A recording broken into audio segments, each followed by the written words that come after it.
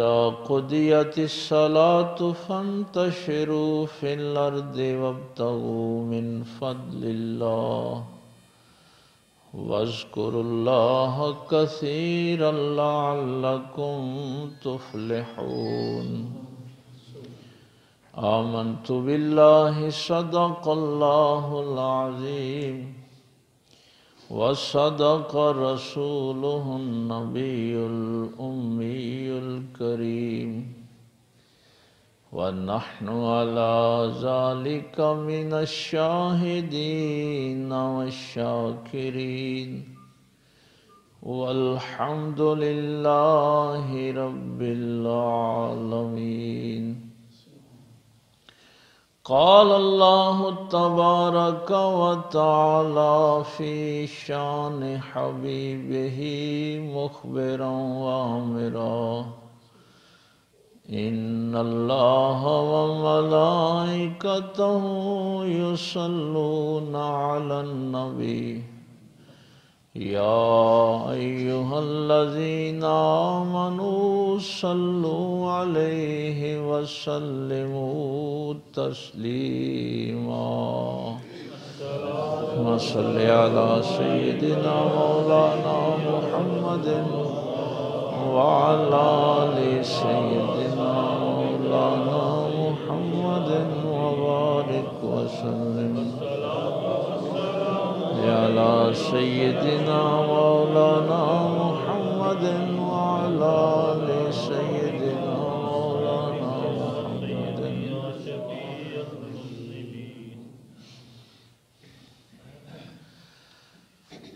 اللہ رب العزت کی حمد و ثنا کے بعد اور پاک پیغمبر صلی اللہ علیہ وآلہ وسلم پہ ہدیہ درود و سلام پیش کرنے کے بعد نہایت ہی واجب الاحترام معزز سامعین، بزرگوں، دوستوں، عزیز بھائیوں، جمعہ کے مسائل تو ہم نے پچھلے خطبے میں بیان کر دیے تھے. جو نماز جمعہ میں واجبات ہیں، سنتیں ہیں، جمعہ کہاں پہ واجب ہے، تو وہ ساری صورتحال پچھلے خطبے میں بیان ہو گئی تھی. اور وہ جو حکم تھا کہ جو ہی جمعے کے لیے آواز دی جائے، اذان ہو جائے تو فَسْعَوْا إِلَىٰ ذِكْرِ اللَّهِ، تو اللہ کے ذکر کی طرف سعی کرو، کوشش کرو.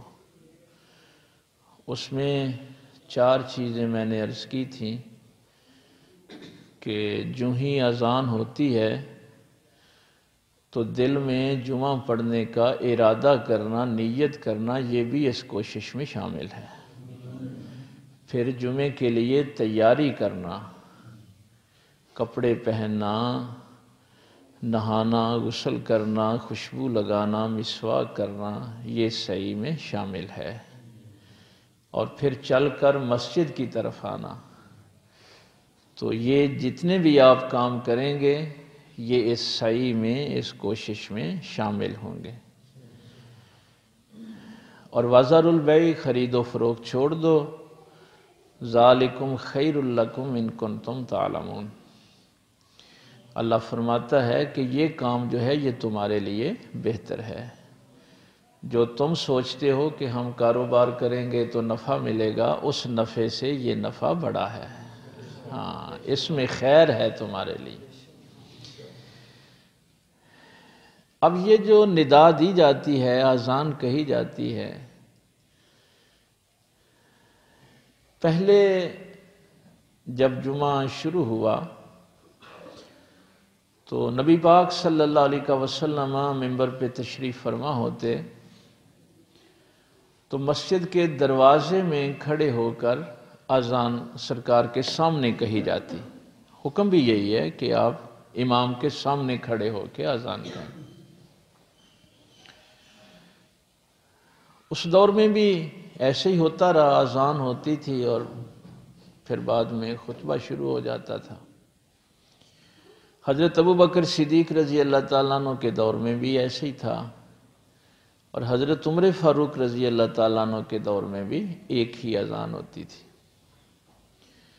جب حضرت عثمان غنی رضی اللہ تعالیٰ عنہ کا دور شروع ہوا تو مدینہ شہر کافی پھیل گیا، آبادیاں دور دور تک پھیل گئیں، تو پھر یہ جو آپ پہلی اذان اب کہتے ہیں یہ حضرت عثمان غنی رضی اللہ تعالیٰ عنہ کے دور میں شروع ہوئی، اور ایک مینارے پہ، مقام زہراء پہ وہاں کھڑے ہو کر یا مختلف جگہوں پہ، مکانوں پہ کھڑے ہو کر پہلے اذان کہی جاتی، تو لوگ اکٹھے ہو جاتے، اور پھر یہ دوسری اذان جو ہے یہ سنت کے مطابق ہوتی اور خطبہ ہوتا۔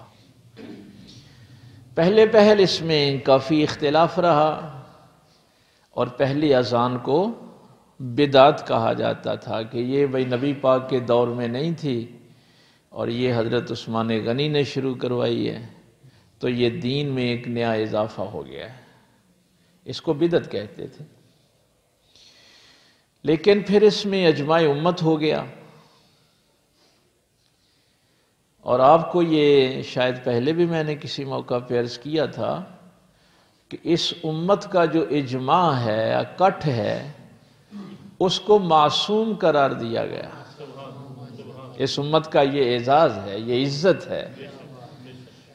پہلے یہ اعزاز صرف نبیوں کے پاس تھا، نبی معصوم ہوتے تھے، اب یہ اعزاز اس امت کے اجماع کو دیا گیا۔ ہاں، یہ بڑی عزت ہے کہ نبی پاک صلی اللہ علیہ وسلم نے فرمایا کہ میری امت کسی گمراہی کے کام میں اکٹھی نہیں ہو سکتی۔ تو اب چونکہ اجماع امت ہو گیا ہے، اب آپ کو پتہ ہے کہ تمام لوگ پہلی اذان بھی کہتے ہیں اور بعد والی بھی کہتے ہیں۔ ہاں، تو یہ جو بیچارے یا تو دین کا بغض ہوتا ہے ان کے دل میں، یا پھر پتہ نہیں کیوں جان بوجھ کے ایسی حرکتیں کرتے ہیں کہ ہر کام میں بدعت جو ہے وہ شروع کر دیتے ہیں۔ شریعت کے جو ماخذ ہیں جہاں سے ہم اللہ کی راہ تلاش کرتے ہیں، اس میں سب سے پہلے کیا ہے؟ کتاب اللہ، اللہ کی کتاب ہے، پھر نبی پاک صلی اللہ علیہ وسلم کی سنت ہے، اور تیسری چیز اجماع امت ہے، اور چوتھی چیز جو ہے وہ اجتہاد ہے۔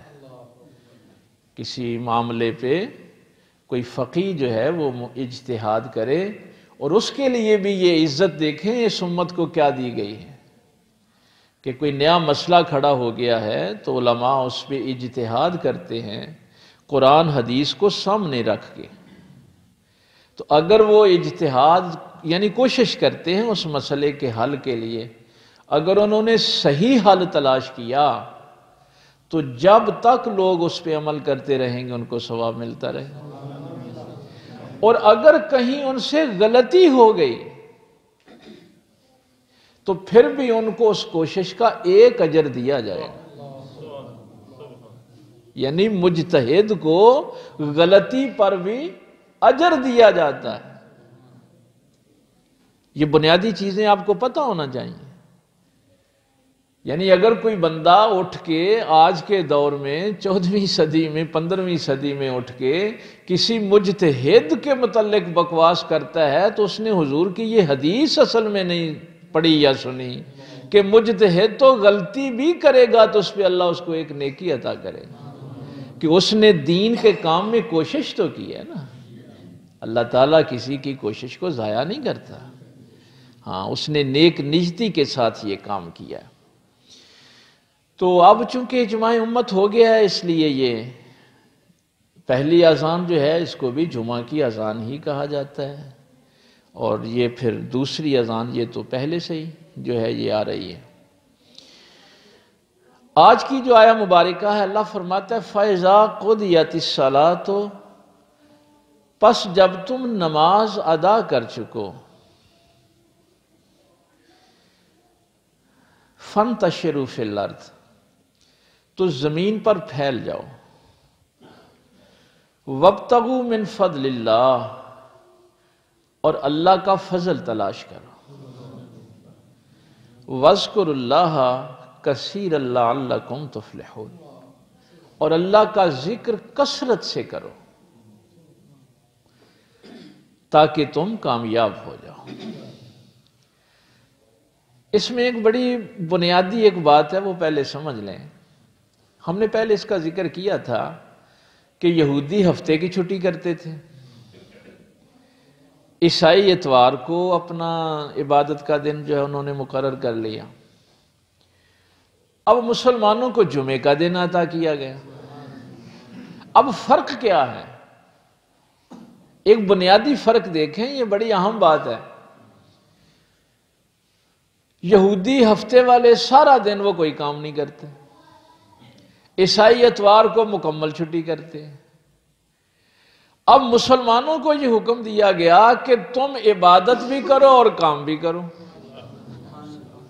سارا دن چھٹی کا حکم نہیں ہے۔ مثلا جمعے کے لیے آپ کو عبادت کا وقت بھی دیا گیا ہے اور تم نے کام بھی کرنا ہے۔ صحابہ فرماتے ہیں کہ اصل میں ہوا یوں تھا کہ ایک دن نبی پاک صلی اللہ علیہ وسلم کی انصار کی ایک جماعت میں تشریف فرما ہوئے، تو انہوں نے کہا یا رسول اللہ صلی اللہ علیہ وسلم یہودی موزے پہنتے ہیں، یہ چمڑے کے آج کل آپ بھی سردیوں میں پہنتے ہیں نا، ہاں، تو جوتا نہیں پہنتے۔ نبی پاک صلی اللہ علیہ وسلم نے فرمایا کہ تم موزے بھی پہنا کرو اور جوتے بھی پہنا کرو تاکہ تمہاری یہودیوں سے تشبیہ نہ ہو، تمہاری تشبیہ نہیں ہونی چاہیے۔ اور یہ جو داڑھی والی حدیث ہے اسی میں یہ بات ہے، یہ لمبی حدیث ہے، کافی چیزیں اس میں، آج تو میں وہ بیان نہیں کر پاؤں گا۔ انہوں نے کہا کہ یہ عیسائی اور یہودی بڑی بڑی مونچھیں رکھتے ہیں، داڑھی چھوٹی رکھتے ہیں، تو نبی پاک صلی اللہ علیہ وسلم نے فرمایا کہ تم مونچھیں چھوٹی کرواؤ اور داڑھی کو لمبا کرو تاکہ تمہاری ان سے تشبیہ نہ ہو۔ اب اسی حدیث میں اس کا ذکر ہے کہ وہ ہفتے اور اتوار کو سارا دن چھٹی کرتے ہیں، تم عبادت بھی کرو اور ذکر بھی کرو تاکہ تمہاری ان سے تشبیہ نہ ہو۔ نعرہ تکبیر، نعرہ رسالت، یا رسول نعرہ حیدری، آستانہ عالیہ ننگا شریف، صاحب دادا صاحب۔ ہاں، یہ ساری چیزیں اس حدیث میں ہیں کہ ہم جمعے والے دن کام بھی کرتے ہیں۔ یعنی آپ کو پتہ ہے آیت شروع یہ ہوئی تھی کہ جب آپ کو جمعے کے لیے بلایا جائے تو تم نے کاروبار چھوڑنا ہے۔ اچھا، اب یہاں جب یہ بات ہوئی کہ نماز ادا کر کے فانتشروا فی الارض، زمین پر پھیل جاؤ،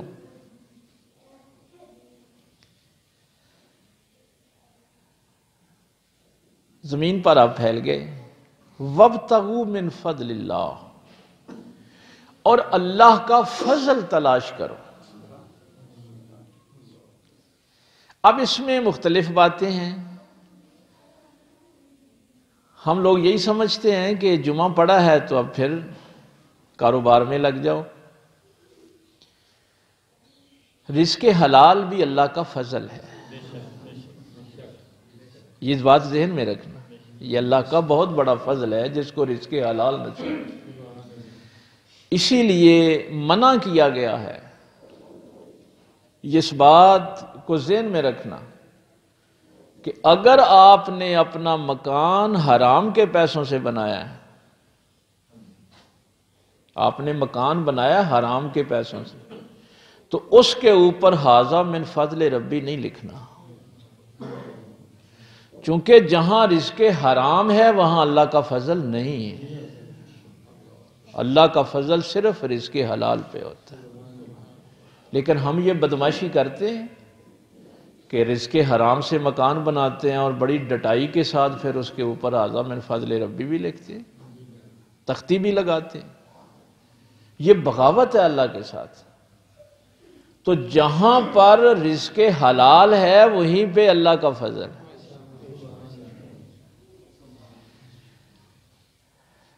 میرے مولا علی سرکار کرم اللہ وجہ الکریم کے خاص شاگرد اور جہاں پہ ہمارا سلسلہ جا کے مولا علی صاحب کے ساتھ ملتا ہے، سرکار امام حسن بصری رضی اللہ تعالیٰ عنہ، آپ سے جب یہ پوچھا گیا کہ یہ جو اللہ نے فرمایا ہے کہ زمین پر پھیل جاؤ اور اللہ کا فضل تلاش کرو، اس سے کیا مراد ہے؟ کیونکہ آپ نے تو حضرت علی کرم اللہ وجہ الکریم سے ڈائریکٹ علم حاصل کیا ہے، تو آپ نے فرمایا کہ اس سے مراد یہ ہے کہ تم علم حاصل کرو۔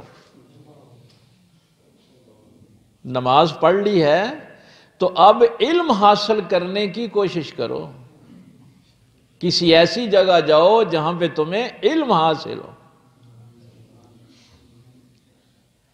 اور دوسرا آگے چونکہ فضل کس آگے کیا ہے؟ وَاذْكُرُ اللَّهَ كَثِيرًا، اور اللہ کا ذکر کثرت سے کرو۔ تو آپ نے فرمایا کہ دوسرا اس کا مفہوم یہ ہے کہ نماز پڑھ لی ہے تو اب نوافل زیادہ پڑھو۔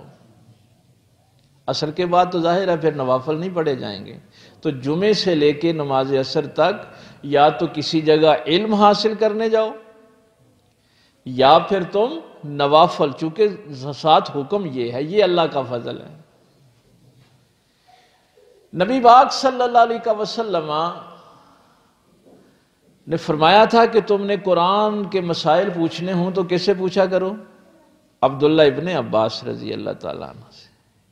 یہ مولا علی کے بعد پہلے مفسر قرآن ہیں۔ آج تک جتنی بھی تفسیریں لکھی گئی ہیں وہ حوالے آپ کو تفسیر ابن عباس سے ہی دیں گے۔ صحابہ کرام قرآن ان سے سیکھتے تھے۔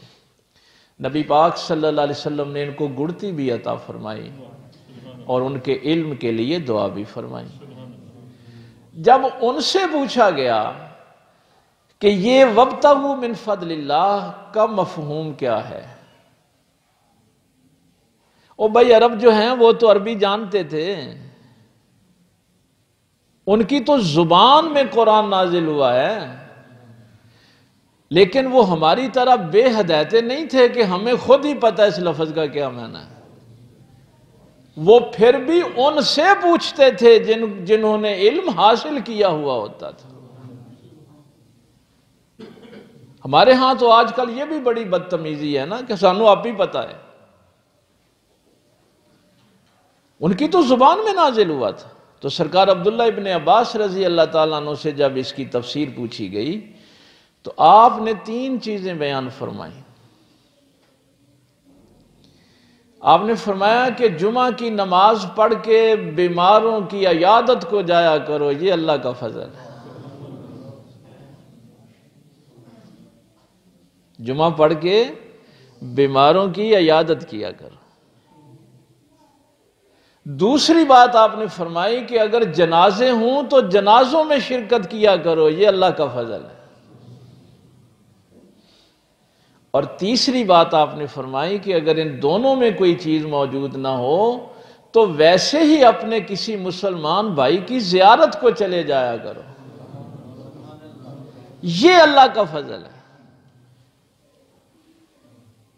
یعنی اللہ کے فضل کی دیکھیں وہاں سے ہمیں جو مثالیں ملتی ہیں کہ اگر آپ کے پاس وقت ہے تو کسی بیمار کی عیادت کر لیں،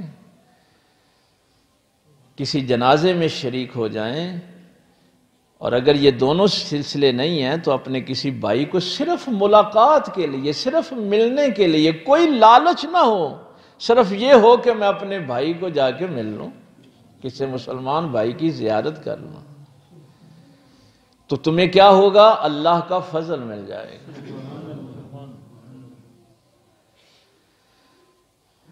وَاذْكُرُوا اللَّهَ كَثِيرًا، اور اللہ کا ذکر کثرت سے کیا کرو۔ مجھے بڑا دکھ ہوتا ہے کہ جب لوگ یہاں 2 رکعت بڑی مشکل سے پڑھ کے دوڑ لگانے کی کوشش کرتے ہیں، حالانکہ حکم یہ ہے کہ جہاں آپ نے نماز پڑھی ہے وہاں کچھ دیر بیٹھیں اور اللہ کا ذکر کریں، اور جتنا ثواب آپ کو نماز کا ملا ہے اتنا ہی اس ذکر کا ملے گا۔ یہاں آپ نے جمعہ تو پڑھ لی ہے نا، لیکن جمعے کے بعد حکم کیا ہو رہا ہے کہ اللہ کا ذکر کثرت سے کرو. کیوں؟ فرمایا ان المنافقین یخادعون اللہ وہو خادعہم. یہ منافقین یہ سمجھتے ہیں کہ ہم اللہ کو دھوکہ دے رہے ہیں، کہ لوگوں کو دکھاوے کے لیے 2 رکعتیں پڑھ لیں اور بس ٹھیک کام ہو گیا، ہم دھوکہ دے رہے ہیں. حالانکہ وہ اپنے آپ کو ہی دھوکہ دے رہے ہیں. قاموا الی الصلاۃ قاموا کسالا. ان کی سب سے بڑی منافقوں کی نشانی یہ ہے کہ نماز میں کھڑے ہوتے ہیں تو سستی سے کھڑے ہوتے ہیں، شوق سے نہیں کھڑے ہوتے. بس امام صاحب سلام پھیریں اور ہم دوڑ لگا دیں. میں نے پچھلے جمعے آپ سے عرض کیا تھا نا کہ جب تک امام اپنی نماز مکمل نہ کر لے اس وقت تک مسجد میں بیٹھنا. تو قرآن کریم کہہ رہا ہے کہ نماز میں کھڑے ہوتے ہیں تو سستی کے ساتھ کھڑے ہوتے. ہائے ہائے ہائے.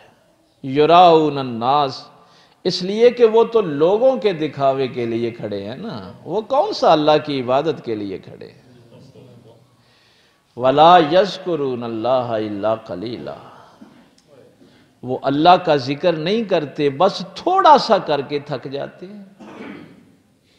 یہ منافق کی نشانی ہے کہ وہ اللہ کے ذکر کی باری آئے گی تو تھوڑے سے ذکر سے ہی وہ کہے گا بس یار میں تو تھک گیا ہوں، ختم ہو گیا. اس لیے یہ کام نہ کیا کریں کہ بس ٹھیک ہے ہن 2 رکعتاں ہو گئی ہیں تو ہن نہ جائیے. اللہ تعالیٰ نے اس لیے جمعے کی نماز کے بعد کے احکامات جو ہیں وہ بھی تفصیل سے قرآن میں لکھی کہ نماز ادا کر چکو، زمین پہ پھیل جاؤ، اللہ کا فضل تلاش کرو اور اللہ کا ذکر کثرت سے کرو. یہ تھوڑے ذکر سے جو گھبرا جاتے ہیں، تھوڑی نماز، مثلا یہ ہوتا صحابہ میں بھی ہوتا تھا. ابن مسعود رضی اللہ تعالیٰ عنہ نے ایک دفعہ کہا کہ میں تو جمعے کے بعد صرف 2 سنتیں پڑھتا ہوں. مولا علی سرکار سے آپ کی گفتگو ہو رہی تھی. نبی پاک صلی اللہ علیہ وسلم جب مسجد میں جماعت کے بعد کچھ دیر بیٹھ کے ذکر میں مشغول ہو جاتے اور پھر بعد میں 2 رکعت پڑھتے تھے اور پھر گھر جا کے 4 رکعت پڑھتے تھے. تو اس میں پھر ظاہر ہے محدثین نے اس کو ویسے ہی لکھا کہ 2 رکعت مسجد میں نبی پاک صلی اللہ علیہ وسلم. تو ابن مسعود نے کہا کہ میں تو 2 رکعت ہی پڑھتا ہوں، چونکہ مسجد میں نبی پاک صلی اللہ علیہ وسلم 2 ہی پڑھتے ہیں. جب گھر کا معمول پوچھا گیا تو حضرت عائشہ صدیقہ رضی اللہ تعالیٰ نے فرمایا کہ سرکار جب جمعے کے بعد گھر آتے ہیں تو 4 رکعت اور پڑھتے ہیں. تو مولا علی سرکار نے ابن مسعود سے ناراض ہوئے. آپ نے فرمایا میں تو 2 بھی پڑھتا ہوں اور 4 بھی پڑھتا ہوں. ہاں میں نے تو کبھی یہ نہیں کیا کہ میں صرف 2 رکعت پڑھوں، چونکہ اللہ نے حکم دیا وَاذْكُرُوا اللَّهَ كَثِيرًا، اللہ کا ذکر کثرت سے کرو. یہ ذہن میں کیوں خیال آ گیا کہ اللہ دے ذکر دی واری آئی ہے تو ہن میں بس تھوڑے نال ہی گزارا ہو جائے. کبھی دکان پہ بیٹھے ہوئے بھی کہا کہ ٹھیک ہے میرے آج کے دن کے لیے بس 1500 ہو گیا کافی. وہاں تو کہتے ہیں نہیں ابھی اور تھوڑا میں مل جائے تو کافی. دنیا کی باری آئے تو پھر کہتے ہو زیادہ سے زیادہ مل جائے. دین کی باری آئے تو ٹھیک ہے 2 رکعتاں بڑھیاں نا. تو میرے اللہ نے فرمایا یہ نہیں ہے کہ تم نے جمعہ پڑھ لیا تو اب کافی ہو گیا، جمعے کے بعد بھی اللہ کا ذکر کثرت سے کرو. اور اس کو ہمارے مفسرین نے اس آیت کے حوالے سے یہ لکھا ہے الذین یذکرون اللہ، وہ لوگ جو اللہ کا ذکر کرتے ہیں قیاما وقعودا وعلی جنوبہم، وہ قیام میں کھڑے ہوتے ہیں تو بھی اللہ کا ذکر کرتے ہیں، اگر بیٹھے ہوتے ہیں تو بھی اللہ کا ذکر کرتے ہیں، اور اگر کروٹیں بدلتے ہیں تو پھر بھی اللہ ہی کا ذکر کرتے ہیں. کھڑے بیٹھے لیٹے، یہ قرآن پاک کی آیت آپ کو سنا رہا ہوں. وہ ہر وقت اللہ کے ذکر میں مشغول. یہ ہے وَاذْكُرُ اللَّهَ كَثِيرًا کہ اللہ کا ذکر کثرت سے کرو. اور اس کے بعد ہے لَعَلَّكُمْ تُفْلِحُونَ تاکہ تم کامیاب ہو جاؤ، تمہیں فلاح مل جائے. یہ آخری آیت وَإِذَا رَأَوْا تِجَارَةً أَوْ لَهْوًا انفَضُّوا إِلَيْهَا وَتَرَكُوكَ قَائِمًا. وَإِذَا رَأَوْا تِجَارَةً، اور جب یہ تجارتی قافلہ دیکھتے ہیں، او لہون یا کوئی کھیل تماشا دیکھتے ہیں، فدو الیہا اور اس کی طرف بھاگ جاتے ہیں، وَتَرَكُوكَ قَائِمًا اے میرے محبوب صلی اللہ علیہ وسلم آپ کو اکیلا چھوڑ دیتے ہیں خطبے کے دوران. آپ جمعہ کا خطبہ دے رہے ہوتے ہیں اور یہ لوگ آپ کو چھوڑ کر تجارت کے قافلے اور کھیل تماشا دیکھنے کے لیے چلے جاتے ہیں. قل آپ ان سے فرما دیں ما عند اللہ جو اللہ کے پاس ہے خیر من اللہو ومن التجارہ وہ اس کھیل تماشے اور تجارت سے بہتر ہے. واللہ خیر الرازقین اور اللہ ہی بہتر رزق عطا کرنے والا ہے. یہ سورہ جمعہ کی آخری آیت ہے.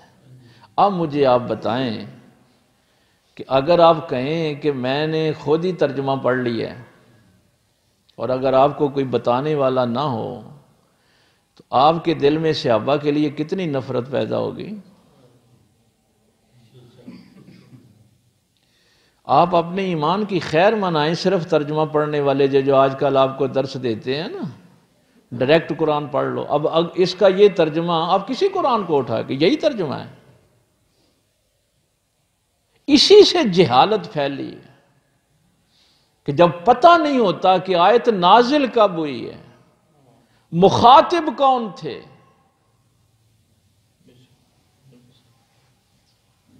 اب یہ کتنا خطرناک معاملہ ہے کہ نبی پاک صلی اللہ علیہ وسلم خطبہ جمعہ دے رہے ہیں اور لوگ اٹھ کے چلے جائیں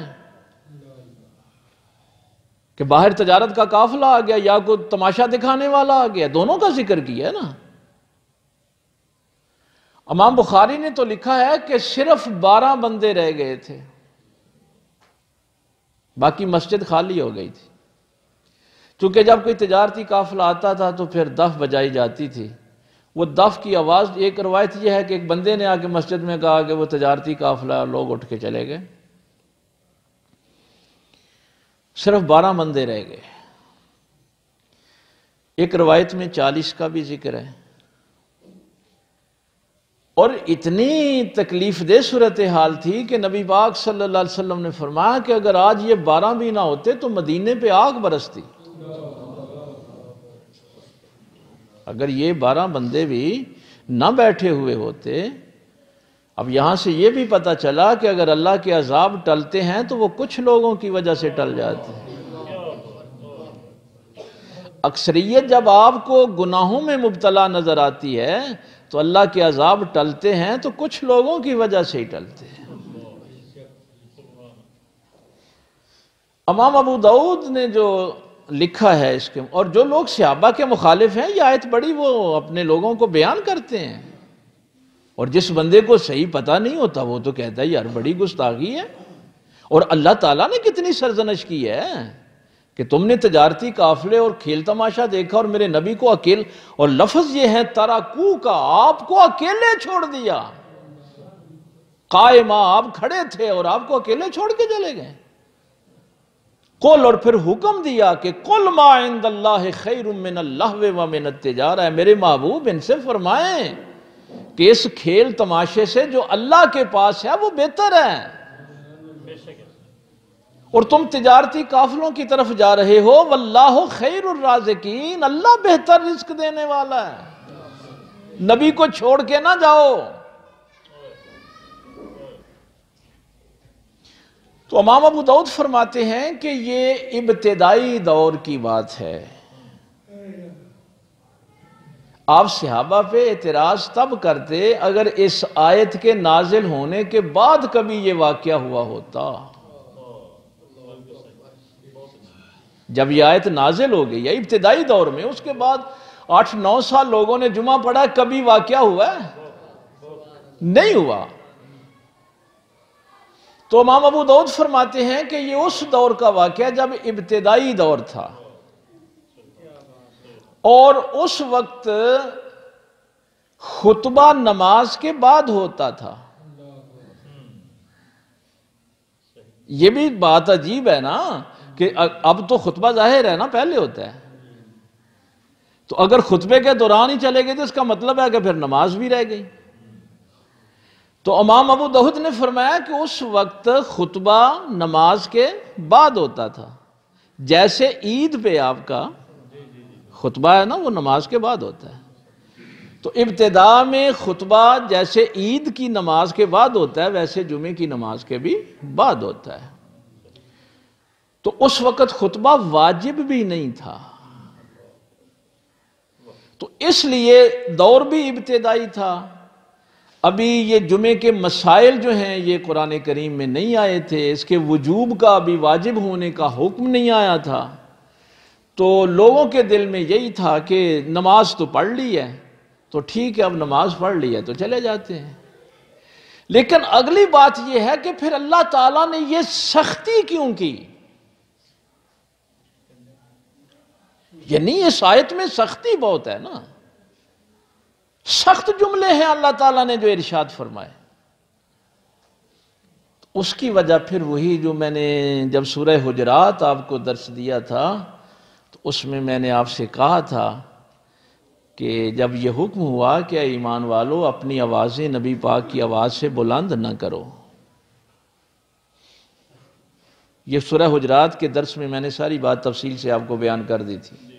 وہاں میں نے ایک جملہ آپ سے عرض کیا تھا، شاید آپ کے ذہن میں ہو، یہ پروٹوکول، یہ عزت صرف میرے پاک پیغمبر صلی اللہ علیہ وسلم کی ہے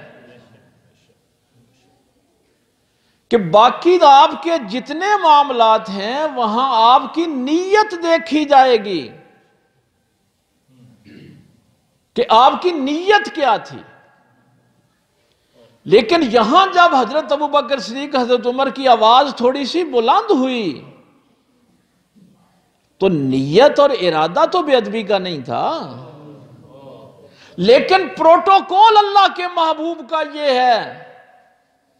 یہ عزت صرف نبی پاک صلی اللہ علیہ وسلم کو اللہ نے دی ہے کہ وہاں آپ یہ بھی نہیں کہہ سکتے کہ میری کون سی نیت تھی بے ادبی کرنے کی.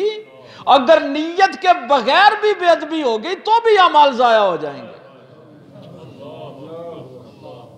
یہ سختی اس پروٹوکول کی وجہ سے ہے کہ ٹھیک ہے خطبہ ابھی واجب نہیں تھا، مسائل ابھی نہیں ہوئے تھے، لیکن یہ تم نے جرأت کیوں کی کہ میرے پیغمبر کو اکیلا چھوڑ کے چلے گئے؟ یہاں یہ بھی نہیں ہے کہ تمہاری نیت بے ادبی کی نہیں تھی، یہ ایک علیحدہ چیز ہے. لیکن میرے پیغمبر کا پروٹوکول پتہ کیا ہے؟ آپ کو پتہ ہے ام مکتوم نے، نبینہ صحابی نے جب کہا تھا کہ میں عشاء کی نماز اگر اپنے گھر پڑھ لیا کروں تو اجازت نہیں ملی؟ نہیں، جب تیرے گھر اذان کی پہلے اجازت دے دی تھی، پھر فرمایا اگر اذان کی آواز پہنچتی ہے، جی پہنچتی ہے، فرمایا نہیں گھر پڑھ سکتے. یہاں پر بھی محدثین نے یہی جملہ لکھا ہے کہ یہ پروٹوکول صرف نبی پاک صلی اللہ علیہ وسلم کا ہے. ایک نبینہ صحابی کو بھی اجازت نہیں ملی گھر نماز پڑھنے کی. کیوں؟ اب جو اذان کہلوا رہا ہے وہ اللہ کا نبی کہلوا رہا ہے. اب پیغام کوئی عام آدمی نہیں دے رہا. جب اللہ کے نبی کا پیغام پہنچے تو تم یہ بھی نہیں کہہ سکتے کہ میں نبینہ ہوں، میں کیسے آؤں.